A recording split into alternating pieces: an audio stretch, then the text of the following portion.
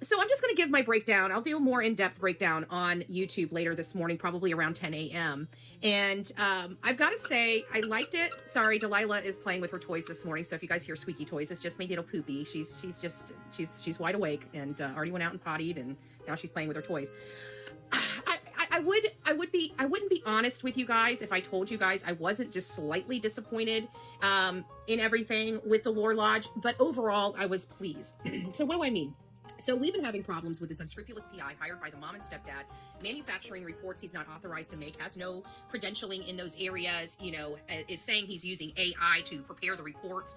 But AI, if it's stuff that you're visually seeing, you've got to enter all of that visuality into the AI program for it to create. And I don't think they had the expertise or the wherewithal to know how to feed information to AI programs for them to prepare this report, this 100 and something page report. I have to be honest with you.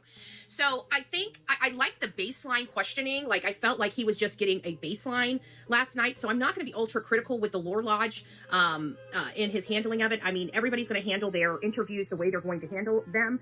But I also would have liked more challenge. So he knew, you could tell right when the unscrupulous PI was lying, which he lied through most of it. He got a lot of fragmented sentences, clustering, you name it. If you watch the Deception Detective on YouTube, he has a deception deck. And I am just learning about the deception deck, and I'm just now starting to play with it, and I'm finding the cards, and I'm applying the cards to the statements. You know, I don't know if they're fully accurate. I'd like the Deception Detective to review the interview last night, but I don't know if he will. So I'm left to my own devices when it comes there. So I only know certain things that he's doing because those are the only cards that I'm familiar with, right? There's a huge deck of cards. So the one thing that I've noticed throughout the entire interview is fragmenting. He would not complete a freaking sentence. It was driving me nuts. Like my brain. Oh my God, guys, if you watch this interview, my freaking brain hurt.